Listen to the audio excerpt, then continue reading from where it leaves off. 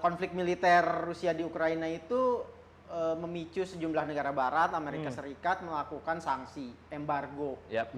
Tetap inti di infrastruktur, intinya adalah bagaimana pemerintah menyiapkan itu semua. Cuman yang jadi masalah, untuk yang masyarakat bawah ini, apakah dia aware terhadap aplikasi ini?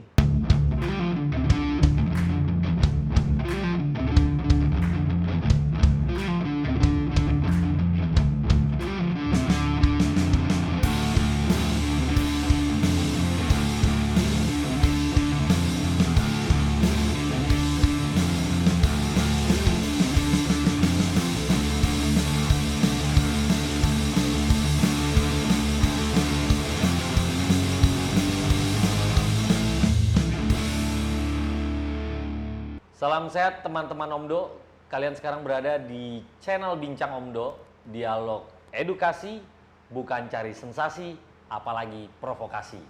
Bersama saya Hatim Farabi dan teman saya Elba Damuri. Apa kabar, Mbak? Baik, sehat.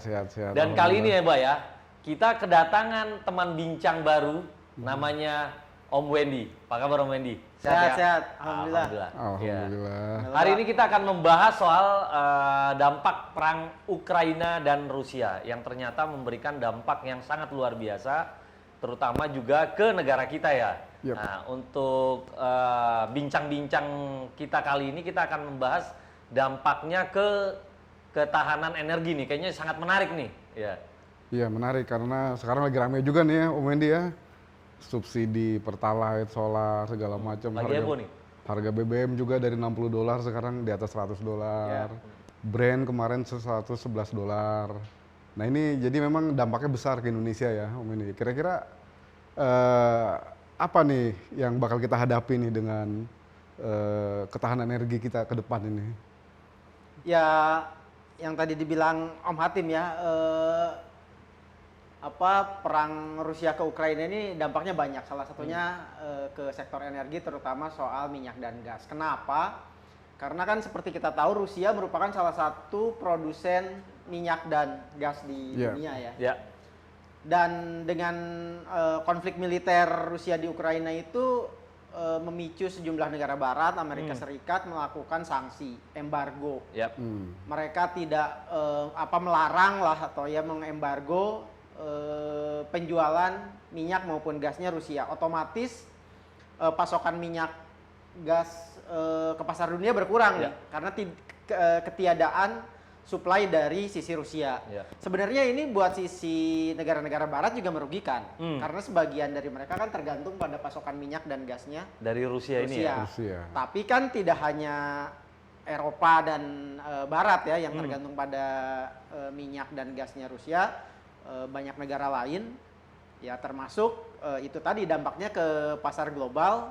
Berkurangnya pasokan minyak dan gas dari Rusia membuat harga minyak naik yang tadi dibilang Om Elba. Dari awalnya di kisaran 60-an dolar per barel, sekarang konsisten sejak mungkin awal tahun kalau nggak salah ya, di atas 100 terus 100. Ya, bahkan sempat 114, 115. Nah, kenapa Indonesia menjadi persoalan? Ini buat Indonesia jadi persoalan karena kita tahu ya negara kita sudah net importir minyak ya. Bukan lagi produsen bukan lagi eksportir. Produsen juga, masih, tapi juga. bukan lagi eksportir. Bahkan untuk memenuhi kebutuhan dalam negeri pun masih kurang. Minus. Itulah diimpor. Begitu harga minyak di pasar dunia naik. Ya dampaknya ke Indonesia. Makanya tadi yang dibilang, pemerintah melakukan berbagai siasat, mau naikin harga, tapi kayaknya gimana? Berat, di masyarakat berat. Kan susah ya. Kondisi lagi kayak gini, Bro. Ya. Waktu itu kan Menteri BUMN udah ngomong kan kenapa harga Pertalite, solar dipertahankan, karena ingin menunjukkan bahwa negara tuh hadir di masyarakat. Tapi ada yang menarik. Ini ada yang menarik. Bicara tadi mempertahankan harga, ternyata harga antara BBM yang bersubsidi yaitu Pertalite dengan BBM yang non subsidi yaitu Pertamax itu punya ada spread yang sangat tinggi. Ya. Jadi sekarang itu kan kalau bicara kita harga yang di pasaran untuk Pertalite 7.000 sekian, lah Pertamax ini kan 12.500. Nah ini kan di masyarakat pasti akan ada pro dan sangat kontra kalau bicara, dan sekarang kan akhirnya udah mulai muncul kan bahwa ke depan yang untuk membeli Petralite harus menggunakan aplikasi My Pertamina. Nah, tapi kan nggak semula dibayangkan nanti di lapangan kan seperti itu kan, bahwa apapun orang akan mencari, masyarakat pasti akan mencari yang murah. Ingat kejadian tuh dulu tuh, walaupun punya mobil Mercy tapi tetap dia milihnya yang murah, yang subsidi. Karena ngelihat kondisi sekarang bro, ya itu kan asas keadilan ya. Jadi dalam bernegara itu kan ada asas keadilan. Jadi mereka yang berhak membeli BBM murah ya harus ada indikatornya seperti apa. Kemudian juga yang mereka yang mampu, yang kaya raya sebaiknya sih memang jangan beli yang subsidi, karena subsidi harusnya kan untuk masyarakat yang kurang mampu ya. Meskipun secara prinsip semua orang kan bayar pajak. Tetapi kan dalam kehidupan bernegara kan ada yang disebut dengan ya keadilan sosial. Subsidi silang. Subsidi silang. Di sekolah-sekolah aja kan udah berjalan ya, apalagi dalam kehidupan sehari-hari ya. Murid yang orang tuanya kaya mensubsidi murid yang orang tuanya kurang mampu. Nah ini yang menarik lagi, JP Morgan di Amerika itu analisnya memberikan prediksi harga minyak kalau krisis terus berkelanjutan. Terus apalagi ini belum ada sinyal untuk Rusia akan berhenti nih ya. membombardir Kiev dan lain sebagainya, itu bisa $300 per barrel. Wih, ngeri. Itu bisa dibayangin berapa harga real. Termasuk di Eropa kan sekarang 1, sekian euro ya, 1,3 euro ya. Per atau galon. Per liter. Oh, per liter. Itu udah dikonversi ke liter ya? Liter. Ya. Jadi kebayang tuh kalau $300, berapa kira-kira harga dan berapa bengkaknya subsidi energi kita kan sekarang udah plus kompensasi kan udah 500 triliun. Ya betul. Sebenarnya gini, kalau ngomongin BBM subsidi juga kan tadi Om Hatim ngomong Pertamax 12.500. Sebenarnya kan harga keekonomiannya di atas itu juga. Gampang-gampangannya gini lah. Harga Pertamax itu RON 92 kan ya? Ya, RON 92. Di SPBU Pertamina 12.500. Kita cek BBM sejenis RON 92 di SPBU non Pertamina. Nggak usah sebut merek lah ya, tapi ya karena mereka swasta tidak punya PSO ya, tidak punya misi public service obligation, jadi ya mereka pakai harga keekonomian, wajar lah ya.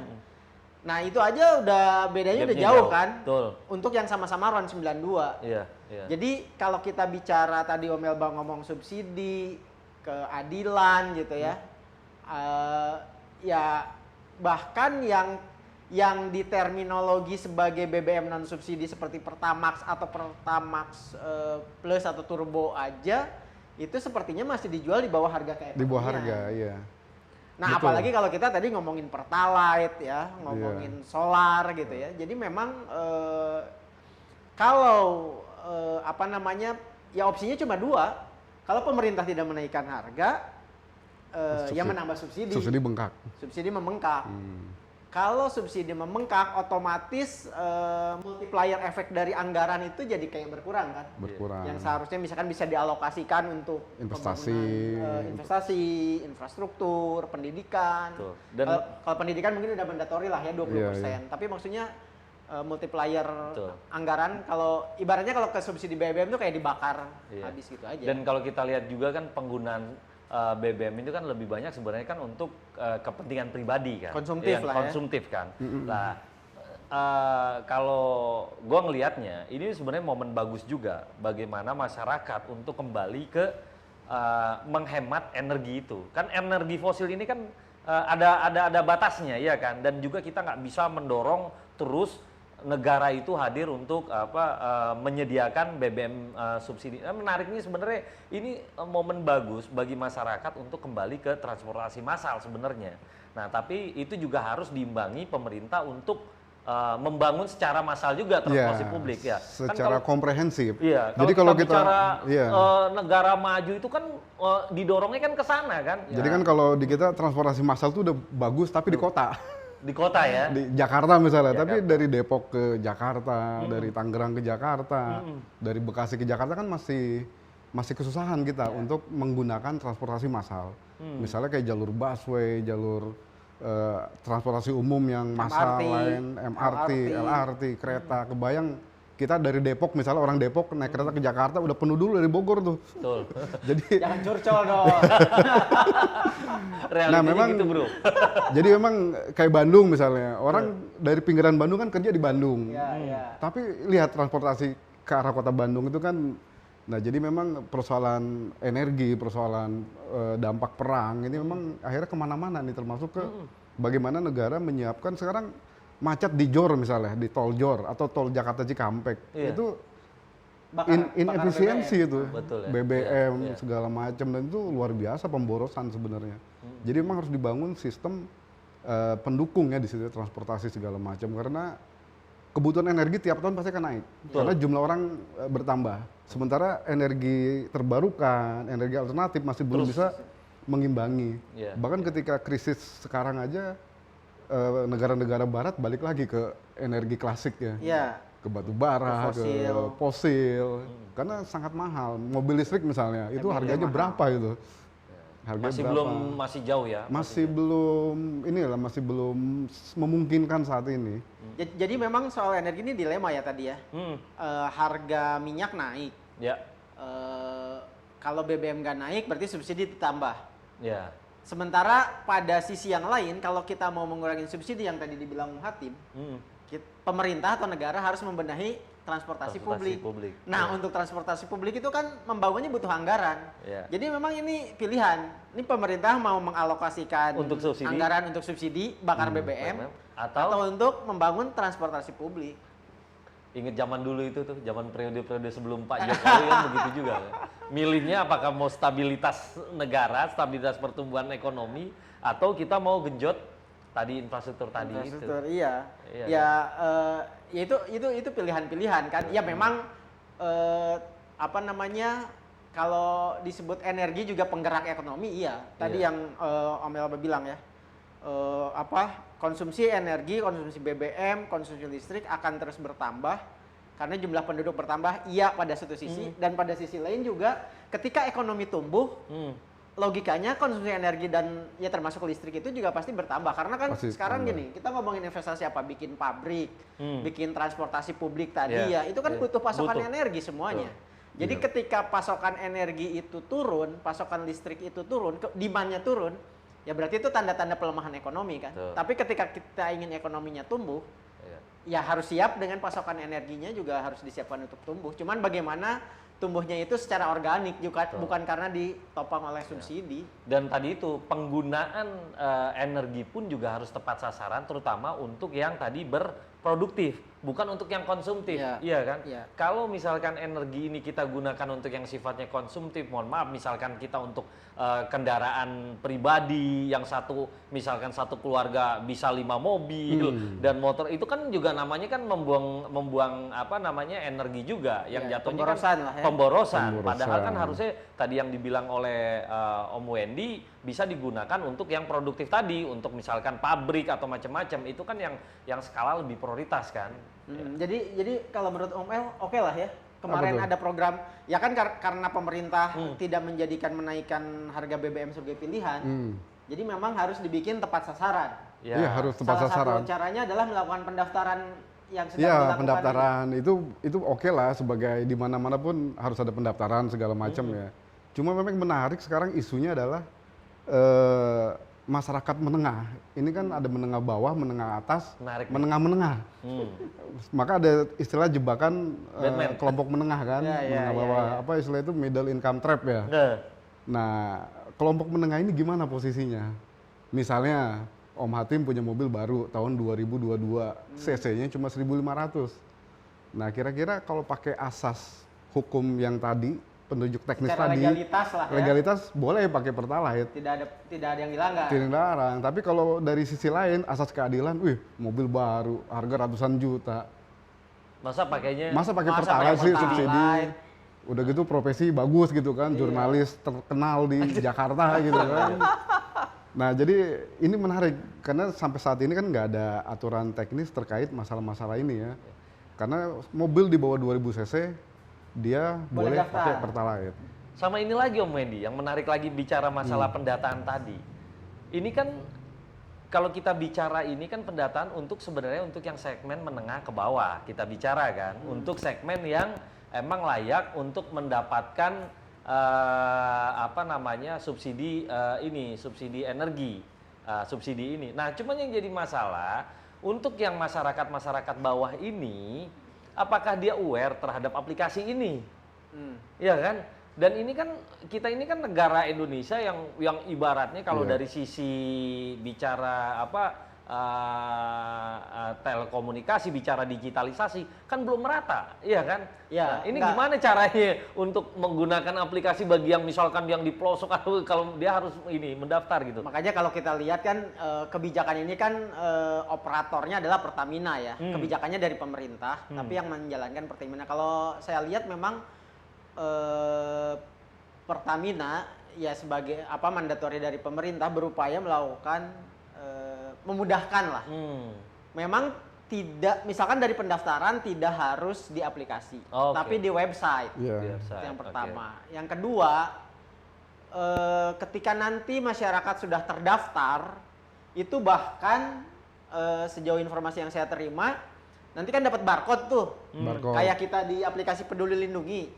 Bahkan barcode itu bisa di-print, dicetak gitu, ibaratnya dilipat, taruh dompet. Jadi orang naik motor, tinggal nunjukin ketinggalan saya nggak punya smartphone, ya udah tunjukin barcode pendaftarannya itu sama petugas SPBU, di scan, oh ya Bapak Hatim motornya sekian cc terdaftar beli Pertalite, boleh Pak jatahnya sekian liter, udah diisi gitu. Jadi dari sisi itu sih memang kalau pemahaman saya ya, mekanisme pendaftaran dilakukan untuk menciptakan entry barrier kepada masyarakat untuk beli Pertalite atau solar. Jadi kalau dulu kan kita mau pakai mobil apa, mau pakai motor apa, bebas aja.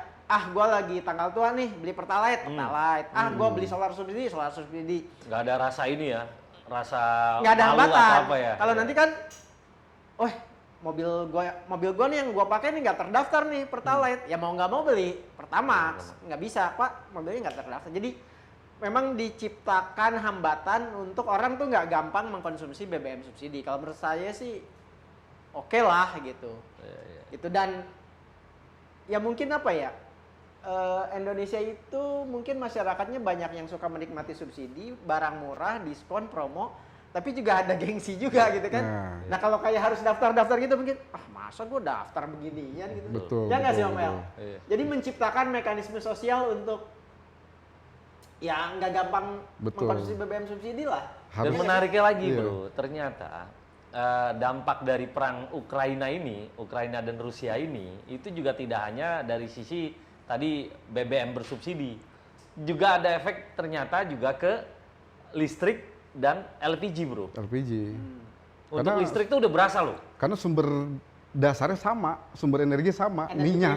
Energi primer. Karena sebagian pembangkit kita kan masih BBM. Menggunakan BBM. Masih BBM, termasuk. Walaupun sebagian besarnya batu bara. Batu Tapi bara. batu bara juga harganya melonjak juga. Harga batu bara gara-gara melonjak. perang Rusia Ukraina ini. Iya, makanya mereka yang punya saham komoditas happy semua tuh. Iya, saya lihat Om El belakangan tersenyum terus tiap ngecek emiten-emiten koleksinya.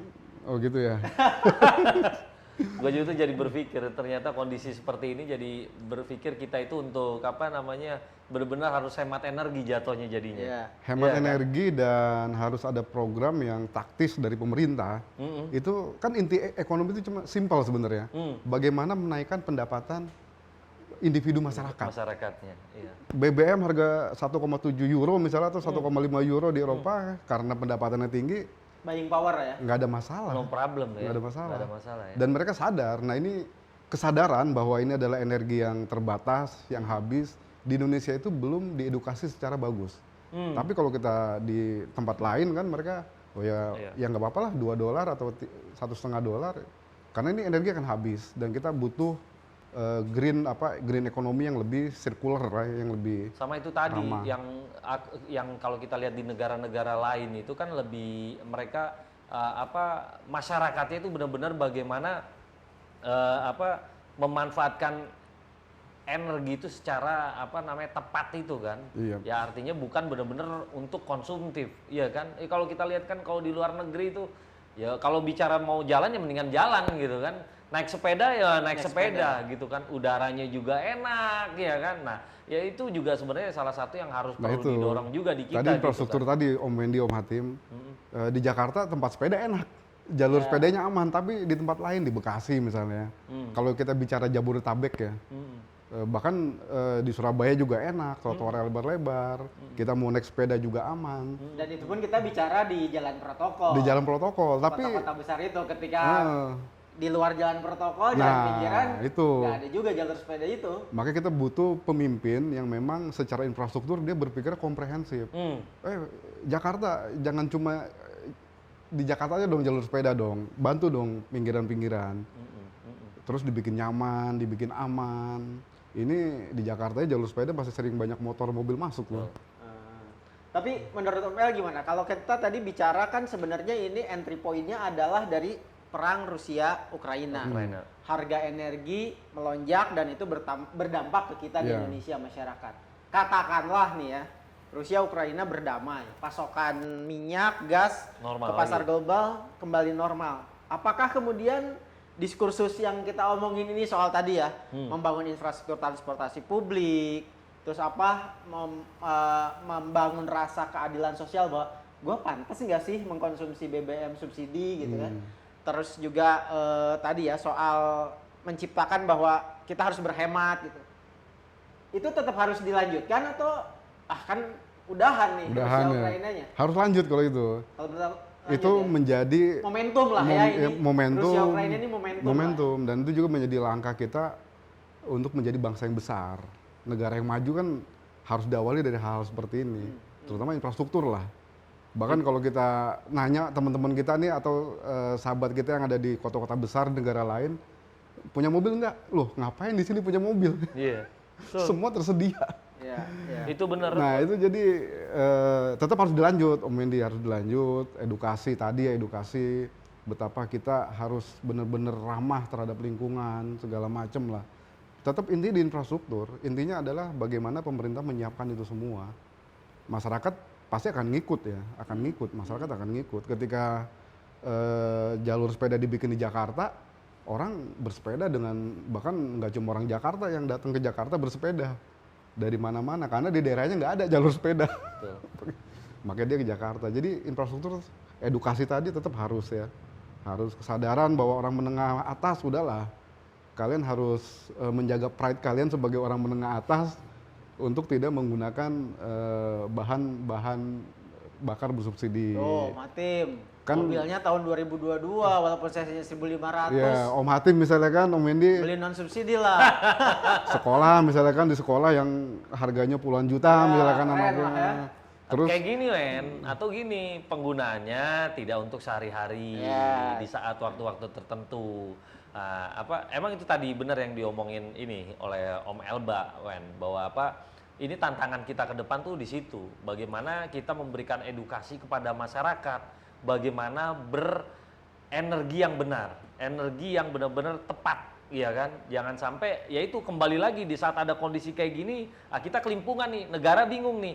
Artinya emang harus dua sisi sama-sama jalan. Artinya masyarakat juga harus hemat energi, pemerintah juga harus ya tadi itu benar-benar menyiapkan infrastruktur buat kenyamanan masyarakatnya. Masyarakat nyaman, masyarakat aman, ya udah pasti yang namanya transportasi publik itu pasti akan diburu oleh masyarakat. Karena apa? Pasti menghemat. Ya kan itu yang kita dorong kan sebenarnya harusnya di situ. Iya, Jadi karena- jangan sampai terulang di saat ada kondisi tertentu atau di saat ekonomi lagi slowdown kan yang terjadi kan seperti ini kan. Cuman ini pertanyaan usil ya. Nggak tahu mungkin Om Elba atau Om Hatim punya jawaban. Kalau disebut penggunaan BBM yang konsumtif tuh yang kayak apa sih? Maksudnya gini, kita liburan ke tempat wisata, apakah itu konsumtif? Iya sih, mungkin konsumtif ya. Tapi kan juga menggerakkan ekonomi. Iya. Kita beli BBM ke tempat liburan, tempat pariwisata karena kita kunjungin, kita beli tiketnya, kita nginep di hotel, kita bayar hotelnya, itu membuka lapangan kerja, memutar ekonomi. Jadi kalau kita bicara, lu jangan boros BBM dong, jangan konsumtif, pakai yang produktif. Lah kita ke kantor juga kan produktif gitu. betul. Gimana nih, gimana? Ya mungkin sebenarnya yang bikin masalah BBM bermasalah di kita Ya pertama tadi bukan soal konsumtif enggaknya, tetapi lebih kepada jalanan yang membuat kita nggak efisien. Ya, ya. Itu Pemborosan juga pemborosan di situ. Kemacetan. Gitu ya. Sebenarnya sih kalau BBM dipakai buat apa aja sebenarnya nggak ada masalah, asal sesuai dengan peruntukannya, Om Mendy, peruntukannya. Misalnya industri janganlah beli solar yang di SPBU. Ya. Kan katanya ada juga yang bandel gitu kan. Ada yang bandel, truknya masuk, ntar balik lagi truknya. Nah, jadi kalau sesuai peruntukan sih nggak ada masalah. Nah, masalahnya adalah sekarang memang beban harga BBM kita tuh tinggi sekali. Tinggi antara biaya produksi dengan keekonomian, harga jualnya. Nah, itu jadi masalah memang. Ya kecuali negara sanggup menopang itu ya, subsidi.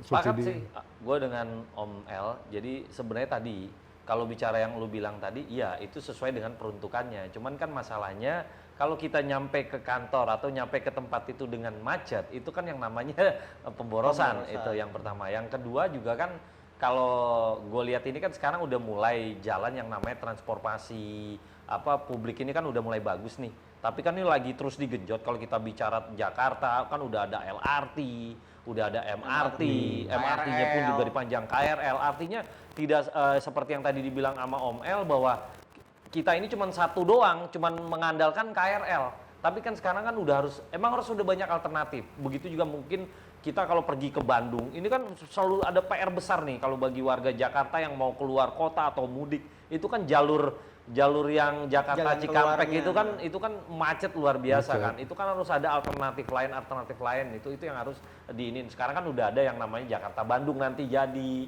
ya kan. Terus dari sisi transportasi kereta juga udah mulai jalan, ini udah mulai dibangun kembali jalur-jalur lama menjadi jalur baru. Terus kalau saya lihat kan, kalau gue lihatnya gini, transportasi itu juga harus bergerak, infrastruktur itu harus bergerak masif. Jadi tidak hanya pada satu sektor aja, misalkan di transportasi jalan. Transportasi kereta pun juga sebenarnya harus bisa digenjot. Itu juga memotong pemborosan tadi ya kan, seperti karena sekali jalan ngangkut sekian ratus orang kan. Kalau kita lihat juga kan sekarang jalur kereta pun yang 2 jalur itu kan baru jalur utara kan. Jakarta, Semarang, Surabaya. Tapi jalur yang sebenarnya yang potensi ekonomi sangat luar biasa kan masih belum 2 jalur kan, dari Jakarta, Cirebon, terus ke bawah itu kan ke selatan ya, ke Jogja, Solo kan belum. Nah itu sebenarnya kalau lintasan kereta pun juga diperbanyak lagi, itu kan juga memotong tadi biaya-biaya transportasi tadi. Artinya tidak hanya mengandalkan dari sisi transportasi darat doang sih Om Wen. Ya itu juga kan mengurangi juga beban-beban tadi. Benar. Energi kan. Aku ngebayangin nih, transportasi jalur kereta udah mulai dimanfaatkan oleh salah satu perusahaan itu dari Bogor. Dia memanfaatkan jalur kereta dari Bogor terus nih sebenarnya dari Bogor ke Jakarta untuk mengangkut produknya dia. Bayangkan kalau misalkan dia punya 12 gerbong, artinya sekali berangkat itu berarti kalau satu gerbong kita umpamakan satu truk, kan berarti kan langsung sekaligus dia menghemat 12 truk kan, misalkan contoh seperti itu. Itu kan sebenarnya yang harus kapasitasnya satu gerbong bisa lebih dari itu, ya kan? Artinya itu yang sebenarnya harus perlu dikembangkan lagi, atau pemerintah harus hadir di situ. Ya emang kita agak melebar sebenarnya dari ngomongin energi ke infrastruktur transportasi publik, walaupun itu berhubungan ya. Betul. Menurut aku benar yang dibilang tadi, bukan semata-mata angkutan manusia, tapi juga angkutan barang. Yes. Kalau jaringan kereta kita makin banyak, itu namanya pas logistik makin efisien. Yes. Ujung-ujungnya harga produk makin kompetitif. Nggak bikin macet yang di jalur Cikampek. Nggak bikin macet, terus karena biaya logistiknya nggak terlalu mahal, harga jual akhir ke konsumen juga jadi lebih murah. Akhirnya kan konsumen juga yang menikmati itu. Kan. Iya, setuju. Betul. Menarik sih. Tapi ini kalau kita ngomongin dampak perang Rusia dan Ukraina. Ini kita baru satu lihat dari satu sisi aspek ketahanan energi, ini nggak akan kelar-kelar, bro. Betul. Dan nggak terasa nih kita obrolan udah lama banget ini. Tapi terasa udah hampir setengah jam kayaknya ini. Ada data menarik dari Pertamina sebenarnya. Iya. Bahwa 60% pemakai Pertalite apa subsidi BBM subsidi itu 60% itu orang-orang mampu, orang-orang kaya. 40% orang yang kurang mampu. Nah, dari 60% ini mereka mengkonsumsi 80% BBM subsidi. Tuh kan. Jadi kalau bisa dibilang salah sasaran dong ya. Salah sasaran kalau memang datanya akurat ya. Datanya akurat ya, tapi kalau dari sumber Pertamina ya pasti akurat ya. Jadi mereka mengkonsumsi 80% BBM bersubsidi. Sekarang kita bayangin kalau subsidi mereka ini berdua 20 triliun misalnya. Berarti 80% dari itu uang itu tidak tepat sampai kepada yang seharusnya. Seharusnya mereka bisa membeli yang lebih ini, dia beli yang lebih bukan pada ininya lah, bukan pada haknya lah. Bukan pada haknya. Nah, sementara masyarakat yang menjadi target sasaran BBM subsidi itu malah nggak kebagian. Nggak kebagian. Karena ya yang namanya yang punya mobil itu kan pasti menengah ke atas lah ya, kebanyakan ya menengah ke atas. Nah itu mungkin perlu diatur lebih inilah, 2000 cc segala macam itu mungkin, kan udah diatur tuh mobil BUMN, TNI, Polri wajib tidak boleh memakai BBM subsidi. Ya kalau bicara orang susah juga kan penggunaannya kan paling dia menggunakan motor. Sorry ya, menengah ke bawah kan penggunaan motor. Bicara motor kan paling berapa liter per hitungannya kan, ya kan. Nah artinya sekali pun full tank juga 5 liter lah rata-rata ya, rata-rata. Artinya kan kelihatan banget sebenarnya kan kalau untuk yang untuk dari kuantitasnya udah kelihatan. Dari kuantitas sudah kelihatan. Udah kelihatan. Oke. Ini kalau nggak gua stop bahaya nih, nggak kelar-kelar nih. Sampai subuh kita. Sampai subuh. Yang pasti obrolan kita ini sangat menarik, ya kan? Tentunya kita berharap dari obrolan ini bukan hanya apa ya, bukan obrolan yang sifatnya serius, tapi ya namanya juga omdo. Setidak-tidaknya memberikan apa sisi lain lah, menggelitik ya, menggelitik lah. Ini dari kita. Oke, teman-teman Omdo dimanapun berada, bincang soal dampak perang Rusia Ukraina kita akan lanjutkan di episode berikutnya. Saya Hatim Farabi dan teman saya Om Elbadamuri dan Om Wendy. Terima kasih. Sampai jumpa di bincang Omdo berikutnya. Salam sehat selalu. Salam sehat.